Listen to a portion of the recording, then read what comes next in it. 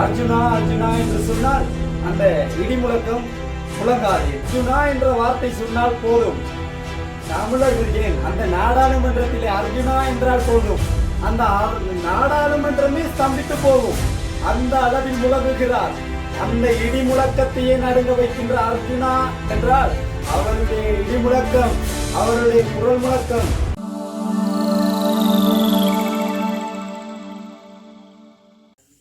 வணக்கம் அன்பார்ந்த தமிழ் தாய் உறவுகளே. இந்த முறை துணுக்காய் பிரதேசத்திலே பல்வேறுபட்ட கட்சிகள் களமிறங்கி இருக்கின்றன. அந்த வகையிலே நாங்கள் கேள்விப்பட்டோம், எங்களுடைய மதிப்புக்குரிய வைத்தியர் அர்ஜுனா ஐயா அவர்களினுடைய அணியும் களமிறங்குகிறது என்பதனை கேள்விப்பட்டிருந்தோம். மிகவும் மகிழ்ச்சி கொள்கின்றோம். அன்பார்ந்த தமிழ் உறவுகளே, இதுவரை காலமும் சுமார் 16-17 வருடங்களாக எங்களுடைய தமிழ் அரசியல் கட்சிகள் என்ன செய்திருக்கின்றன, எதனை செய்து கொண்டிருக்கின்றன என்பதனை சற்று சிந்தித்து பாருங்கள். இதுவரை காலமும் சிங்கள இனவாத அரசியல் கட்சிகளுக்கு அவர்கள் கைகோர்த்து கள்ளத்தனமாக கள்ள உறவு வைத்திருக்கிறார்கள். இவர்களுடைய அரசியல் போக்குதான் இவ்வளவு காலமாக 16-17 வருடங்களாக எங்களுடைய தமிழ் மக்களினுடைய வாழ்க்கையை சீரழித்து வந்தன. முதல் முறையாக வரலாற்றிலே கடந்த நாடாளுமன்ற தேர்தலிலே எங்கள் மதிப்புக்குரிய வைத்தியர் அர்ஜுனா ஐயா அவர்கள் நாடாளுமன்றத்துக்கு சென்றதில் புதிய குரல் ஒன்று எங்களுடைய காதுகளுக்கு கேட்டது. எங்கள் மக்களினுடைய உரிமை குரலாக அது நாடாளுமன்றத்திலே ஒலித்தது. இதுவரை காலமும் தற்போதைய அரசு இதற்கு முன்பதாக நாடாளுமன்றத்திலே எத்தனையோ குற்ற செயல்களில் ஈடுபட்டவர்களுக்கு நடவடிக்கை எடுத்திருக்கின்றதா? மிளகாய் தூள்களை எடுத்து சென்றார்கள், அருவாள்களை கொண்டு சென்றார்கள், பாதாள உலக கோஷ்டிகளைப் போல் கைத்துப்பாகைகளை எடுத்து சென்றார்கள், நாடாளுமன்ற மேசையிலே ஏறி நின்று வேட்டியை தூக்கி காட்டினார்கள். இவர்கள் அத்தனை பேரும் இன்று தேச பிரேமிகள் என்ற பட்டியலிலே சேர்க்கப்பட்டிருக்கிறார்கள். ஆனால் நாடாளுமன்றத்திலே உரிமையை கோருபவர்களுக்கு தண்டனை வழங்கப்படுகின்றது. அன்பார்ந்த உறவுகளே, இவர்கள் எல்லாம் இனவாதிகள் அல்ல, எங்களுடைய தலைவரை இனவாதி என்று காட்டுகிறார்கள். இதனை நாங்கள் மக்கள் ஆகிய தமிழ் உறவுகள் ஆகிய நாங்கள் இதனை எதிர்க்க வேண்டும். இதனை வன்மையாக நாங்கள் கண்டிக்க வேண்டும். இந்த கண்டிப்பை நாங்கள் இம்முறை பிரதேச சபை தேர்தலிலே, உள்ளூராட்சி மன்ற தேர்தலிலே நாங்கள் அனைவரும் ஒன்றிணைந்து காட்ட வேண்டும். அன்பார்ந்த உறவுகளே, நன்றாக ஒன்றை மாத்திரம் ஞாபகத்தில் வைத்துக் கொள்ளுங்கள். சிங்கள அரசு இதற்கு முன்பதாக தெற்கத்திய அரசு மக்களை ஆயுதம் கொண்டு அடக்கியது. தற்போது முறையானது ஆயுதம் அல்லாமல் அரசியல் முறையிலே அடக்க முன்வருகிறார்கள். அதற்காக வடக்கில் பல பாகங்களிலும் தேசிய கட்சிகளான சிங்கள தேசிய கட்சிகளை தற்பொழுது களமிறக்கியிருக்கிறார்கள். அவர்கள் சூட்சமமான முறையிலே எங்களுடைய தமிழ் பகடகாய்களாக பயன்படுத்துவது எங்கள் முன்னாள் தமிழ் அரசியல்வாதிகளை. அவர்கள் தங்களுடைய இலக்கை அடைவதற்காக எம் மக்களை விலை பேசி திரிகின்றார்கள். வீடுகள் தோறும் வருவார்கள், எம் உணர்வுகளை பற்றி பேசுவார்கள், எம் உரிமைகளை பற்றி பேசுவார்கள்.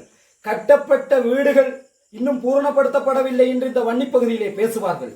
கடந்த காலகட்டத்திலே சஜித் பிரேமதாஸ் அவர்களினுடைய காலகட்டத்திலே, அவர் வீடமைப்பு அமைச்சராக இருந்த காலகட்டத்திலே கொடுக்கப்பட்ட 7.5 லட்சம் ரூபாய் அந்த 7.5 வேலை திட்டத்தை பற்றி பேசுவார்கள்.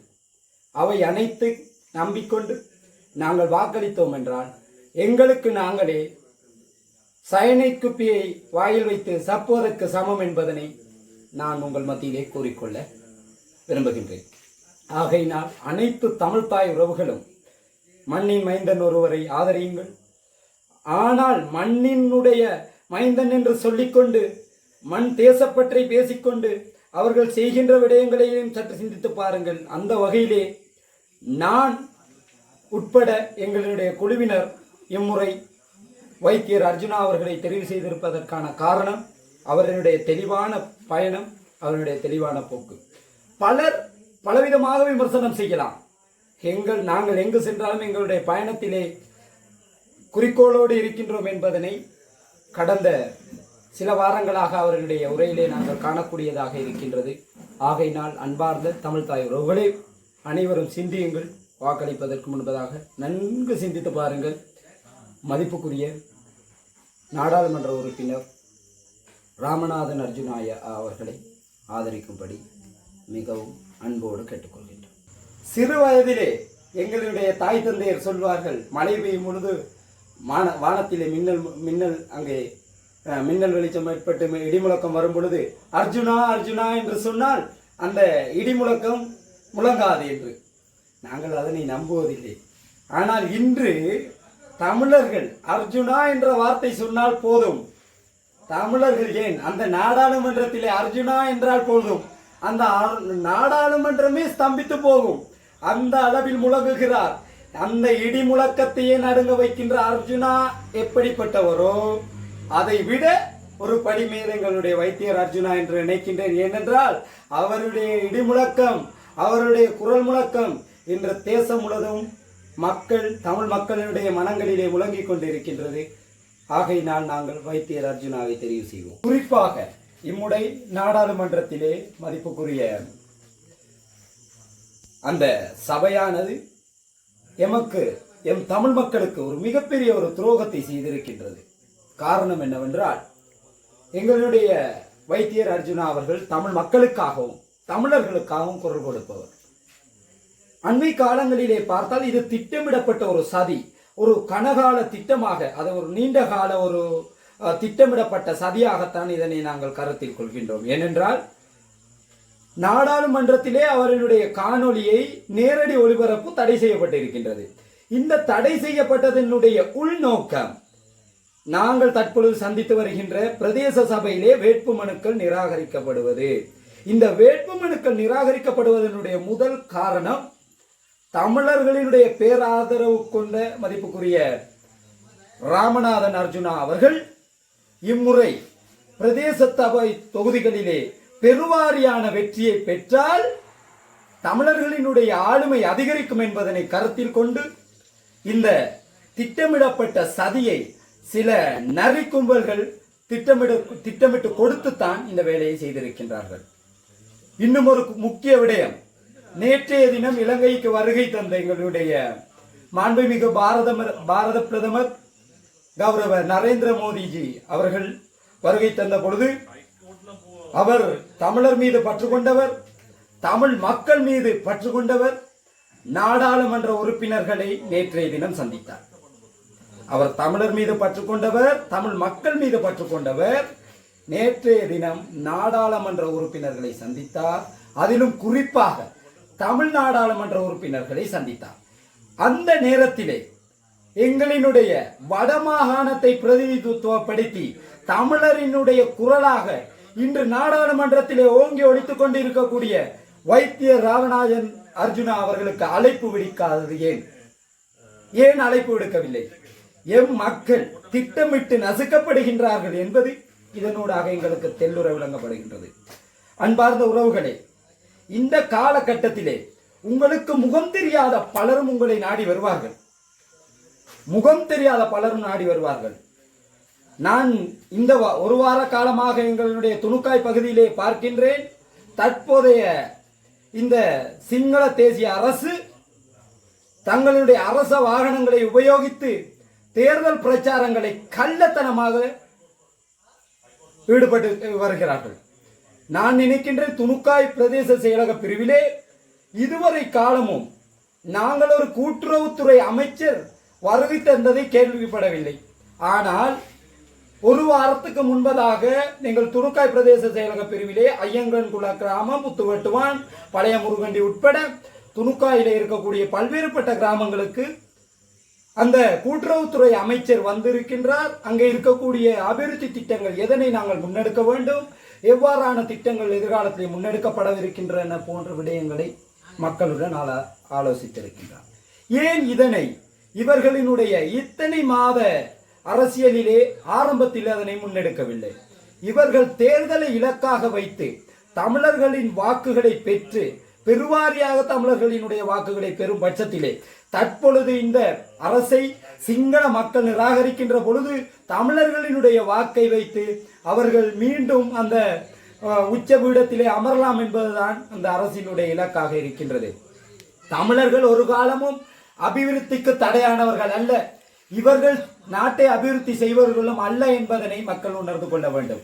இவர்கள் நாட்டை அபிவிருத்தி செய்வதாயின் நாங்கள் கற்ற விடயம் இதற்கு முன்பதாக 1970 காலப்பகுதியில் இருந்து இவர்களுடைய கிளர்ச்சி அணியாக இருந்த ஜனதா விமுக்தி பெரமுன என்ற இந்த கட்சி தற்பொழுது மக்களுக்கு அவர்கள் அந்த பசுத்தோல் போற்றிய புலி அல்ல, புலிக்கு ஒரு காலமும் இவர்கள் நிகராக மாட்டார்கள். இவர்கள் பசுத்தோல் போற்றிய நரி. இவர்கள் 71க்கு பிறகு தற்பொழுது படிப்படியாக மெல்ல மெல்ல நகர்ந்து வந்த அந்த கிளர்ச்சி குழு 71 காலப்பகுதியிலே இலங்கையில் இருந்து படிப்படியாக இவர்களுடைய கிளர்ச்சிக்கு பின்னர் சுமார் 5 லட்சம் தமிழர்கள் இங்கிருந்து இலங்கைக்கு கப்பலேற்றம் செய்யப்பட்டார்கள். இது தமிழர்களுக்கு நீக்கப்பட்ட அநீதி அல்லவா? இது தமிழின அடக்குமுறை அல்லவா? அன்று ஆரம்பிக்கப்பட்டது படிப்படியாக 80, 90, 2009 என்று தமிழின அழிப்பு என்று அனைத்து நடவடிக்கைகளிலுமே இந்த சிங்கள தேசிய இனவாத அரசியலை இவர்கள் முன்னெடுத்திருக்கிறார்கள். இதிலே எங்களுக்கு தெற்கத்தியில் எந்த அரசியல் கட்சி என்ற பெயர் தேவையில்லை. இவர்கள் அத்தனை பேரும் தெற்கு சிங்கள இனவாத அரசியல்வாதிகளே. இவர்களுடைய இலக்கு எம் மக்களை அடக்கி ஆட்கொள்வதுதான். எங்கள் மண்ணிலே நாங்கள் அடங்க வேண்டிய அவசியம் எங்களுக்கு இல்லை. ஆகையினால் அன்பார்ந்த உறவுகளே, இம்முறை உங்களை நாடி வருபவர்களிடம் நீங்கள் யார், உங்களை நான் பார்த்ததில்லை, நீங்கள் எங்கிருந்து வருகிறீர்கள், உங்களுடைய அரசியல் பிற்புலம் என்னவென்பதனை ஆராயுங்கள். தற்பொழுதும் வடக்கிலே குறிப்பாக பல பகுதிகளிலே பல சுயேட்சை குழுக்களை இவர்கள் களமிறக்கி இருக்கிறார்கள். அவர்களுடைய இலக்கு இந்த சுயேட்சை குழுக்களின் ஊடாக பிரதேச சபைகளை கைப்பற்றுவது. ஆகையினால் அன்பார்ந்த உறவுகளை, சுயேட்சை குழுக்களை பற்றியும் அந்த சுயேட்சை குழுக்களினுடைய தலைவர்களை பற்றியும் சற்று சிந்தியுங்கள்.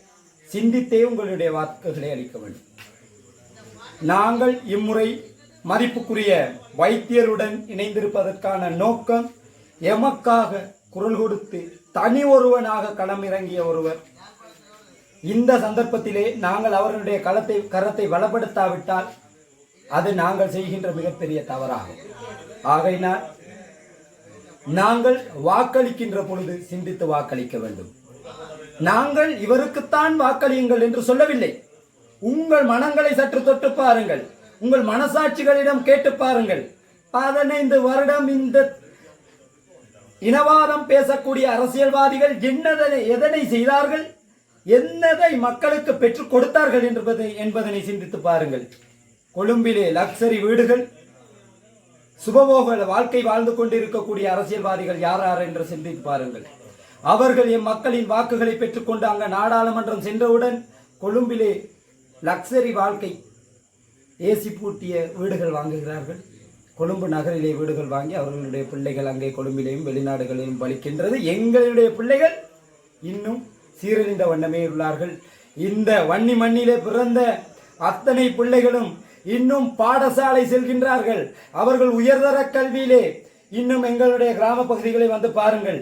அங்கே உயர்தர கல்வியிலே பயோ மற்றும் அறிவியல், விஞ்ஞானவியல் மற்றும் கணிதவியல் பாடங்கள் அல்லாமல் பல்வேறுபட்ட இளைஞர்கள் இன்று தங்களுடைய வாழ்க்கையை எப்படி, எதிர்கால இலக்கை எந்த வாதையில் கொண்டு செல்வது என்பது தெரியாமல் இருக்கிறது. குறிப்பாக எங்களுடைய கிராமம் ஐயங்கங்குளத்தை எடுத்தால் அந்த கிராமத்திலே பல்வேறுபட்ட தேவைப்பாடுகள் இருக்கின்றன.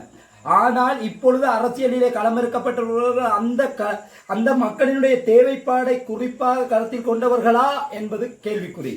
குறிப்பாக அங்கே இருக்கக்கூடிய ஐயங்கன்குளம் பாடசாலையிலே உயர்தர கற்கையிலே கலைப்பிரிவு மாத்திரம்தான் இருக்கின்றது.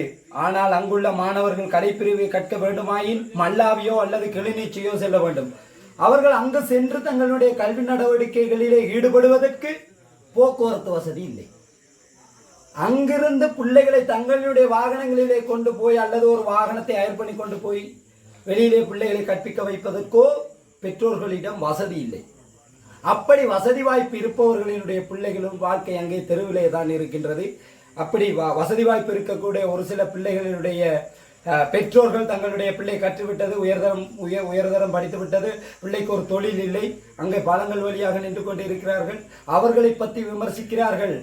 ஆனால் அவர்களினுடைய எதிர்காலத்துக்காக அவர்கள் ஒரு நகர்ப்புறத்திலே கடைகளிலே சென்று வேலை செய்வதற்கோ போக்குவரத்து வசதிகள் இருக்கின்றதா என்று சிந்தித்து பார்த்த அரசியல்வாதிகள் யாராவது இருக்கிறார்களா என்று இந்த துணுக்காய் தொகுதியிலே வாழக்கூடிய மக்கள் சிந்தித்து பாருங்கள். ஆகையினால் அன்பார்ந்த தாயக உறவுகளே, சிந்தியுங்கள், சிந்தித்து வாக்களியுங்கள். வாக்களிக்கும் பொழுது மதிப்புக்குரிய வைத்தியர் அர்ஜுனா அவர்களை தெரிவு செய்யுங்கள். உங்களுடைய வாழ்வு அனைவருக்கும் வளமாக இருக்கும். உங்களுடைய வாழ்வு வளமாக இருக்கும். நன்றி.